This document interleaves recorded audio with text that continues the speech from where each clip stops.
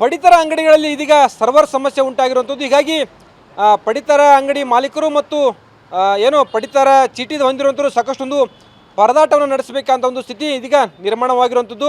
ಇದೀಗ ನಾನು ಹುಬ್ಬಳ್ಳಿ ನಗರದ ಒಂದು ಪಡಿತರ ಅಂಗಡಿ ಮುಂಭಾಗದಲ್ಲಿರುವಂಥದ್ದು, ಗಾರ್ಡನ್ ಪೇಟೆಯಲ್ಲಿರ್ತಕ್ಕಂಥ ಪಡಿತರ ಅಂಗಡಿ ಮುಂಭಾಗದಲ್ಲಿರುವಂಥದ್ದು.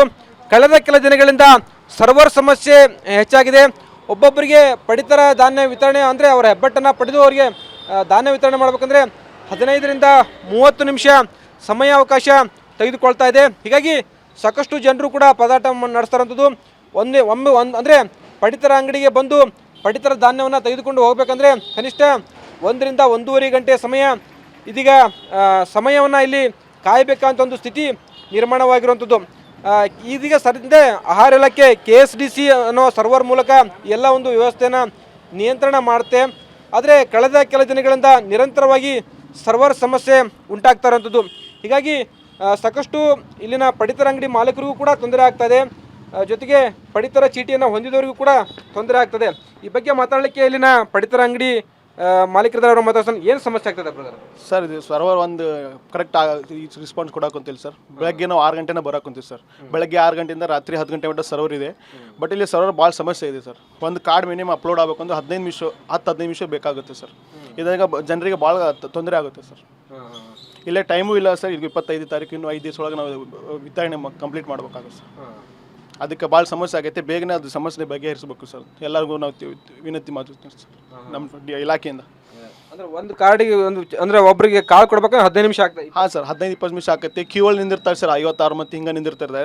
ಬಟ್ ಇಲ್ಲಿ ಆ ಸರ್ವರ್ ಸಮಸ್ಯೆಯಿಂದ ಏನು ಮಾಡೋಕ್ಕಾಗೋದಿಲ್ಲ ಸರ್. ನಾವು ಈ ಸರ್ವರ್ ಜಲ್ದಿ ಬಗೆಹರಿಸಿದ್ರೆ ನಾವು ವಿತರಣೆ ಜಲ್ದಿ ಮಾಡ್ತೀವಿ ಅಂತ ಅಷ್ಟೇ ಕೇಳ್ಪಡ್ತೀವಿ ಸರ್. ಏನು ಡಬಲ್ ಹೆಬ್ಬೆಟ್ ಕೊಡ್ಬೇಕು? ಹಾಂ ಸರ್, ಮೇದು 5 kg ಸೆಂಟ್ರಲಿಂದ NFC-ಯಿಂದ 5 kg ಮೇ ಮತ್ತು 5 kg ಜೂನಿಂದ ಕೊಡ್ಬೇಕು ಸರ್. ಅದಕ್ಕೆ ಮತ್ತು ನಾವು 2 ಸಲ ಹೆಬ್ಬೆಟ್ ತೊಗೋಬೇಕು. ಹಾಂ ಸರ್. ಎಷ್ಟೊತ್ತಾದ ಬ್ರದರ್ ಬಂದೆ? ಭಾಳ ಕಾಯ್ತೀರಾ? ನಾವು ಬಂದು 2 ತಾಸು ಆತ್ರಿ ಸರ್.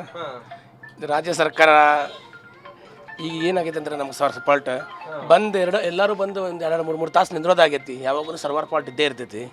ಈಗ ಅಂತಲ್ಲ ಆಯ್ತು, ಪ್ರತಿ ಸಲನೂ ನಮ್ಗೆ ಸರ್ವರ್ ಪ್ರಾಬ್ಲಮ್ ನಿಂತ್ರನ ಬಂದವರೆಲ್ಲ ನಾವಂತಲ್ಲ ಹುಡುಗರು ಕಿರಿಗಿರು ಕರ್ಕೊಂಡು ಬಂದಿರ್ತಾರೆ. ಎಲ್ಲ ಜಾಬ್ ಹೋಗಿರ್ತೈತಿ. ಟೈಮಿಗೆ ಇದು ನಮ್ಮ ಟೈಮಿಗೆ ರೇಷನ್ ಸಿಗಂಗಿಲ್ಲ ಸರ್ವರ್ ಪ್ರಾಬ್ಲಮ್ ನಿಂತ್ರ. ಅದಕ್ಕಂತ ಭಾಳ ತೊಂದರೆ ಆಗತ್ತೈತೆ. ಕೆಲಸ ಬಿಟ್ಟಿಲ್ಲ ಕಾಯೋದಾಗೈತಿ. ರಾಜ್ಯ ಸರ್ಕಾರ ತಿಳ್ಕೊಬೇಕು. ಎರಡು ಅಷ್ಟ ಇದು ಮಾಡ್ಬೇಕು. ಈಗ ಸಪ್ರೇಟ್ ಮಾಡಿದ್ರೆ 2 ಸಲ ಅಡ್ಡಾಡೋಕೆ ಆಗಂಗಿಲ್ಲ. ಒಂದೇ ಸಲ 2 ತೊಗೊಂಡ್ರೆ ಅನ್ನ ಸ್ವಲ್ಪ ಚಲೋ ಅಲ್ಲ. ಸರ್ವರ್ ಸಮಸ್ಯೆ ಬಗ್ಗೆ ಇರಬೇಕು. ಹಾಂ, ಸರ್ವರ್ದು ಮಾತ್ರ ಭಾಳ ಫಾಲ್ಟ್ ಐತಿ. ಸರ್ವರ್ದು ಮಾತ್ರ ನಾವು ಎಷ್ಟು ಹಿಡಿದ್ರೂ ಕಡಿಮೆ ಹಂಗಾಗೈತಿ. ಪ್ರತಿ ಸಲನೂ ಆಗ್ತೈತೆ. ಅದು ಒಂದೇ ಸಲ ಅಂತಲ್ಲ, ಪ್ರತಿ ಸಲನೂ ಸರ್ವರ್ ಫಾಲ್ಟ್ ಇದ್ದೇ ಇರ್ತೈತೆ ನಮಗೆ. ಇದು ಪಡಿತರ ಅಂಗಡಿ ಮತ್ತು ಇಲ್ಲಿನ ಪಡಿತರ ಧಾನ್ಯಗಳನ್ನು ತೆಗೆದುಕೊಂಡು ಹೋಗಲಿಕ್ಕೆ ಬಂದಂಥವರ ಮಾತುಗಳು ಅಂತಂದರೆ ಸರ್ವರ್ ಸಮಸ್ಯೆಯಿಂದ ಸಾಕಷ್ಟು ತೊಂದರೆ ಆಗ್ತಾ ಇರೋಂಥದ್ದು. ಪಡಿತರ ಧಾನ್ಯವನ್ನು ತೆಗೆದುಕೊಂಡು ಹೋಗಬೇಕಾದ್ರೆ ಕನಿಷ್ಠ 2 ಗಂಟೆ ಸಮಯ ಇಲ್ಲಿ ಪಡಿತರ ಅಂಗಡಿ ಮುಂದೆ ಕಾಯಬೇಕನ್ನೋ ಸ್ಥಿತಿ ನಿರ್ಮಾಣವಾಗಿರುವಂಥದ್ದು. ಹೀಗಾಗಿ ರಾಜ್ಯ ಸರ್ಕಾರ ಮತ್ತು ಆಹಾರ ಇಲಾಖೆ ಆದಷ್ಟು ಬೇಗನೆ ಸರ್ವರ್ ಸಮಸ್ಯೆಯನ್ನು ಬಗೆಹರಿಸಬೇಕು ಅನ್ನೋ ಮಾತುಗಳನ್ನು ಹೇಳ್ತಾ ಇರುವಂಥದ್ದು. ಕ್ಯಾಮ್ರಾಮನ್ ಶಿವಾಜಿ ಜೊತೆ ಸಂಜಯ್, TV9 ಹುಬ್ಬಳ್ಳಿ.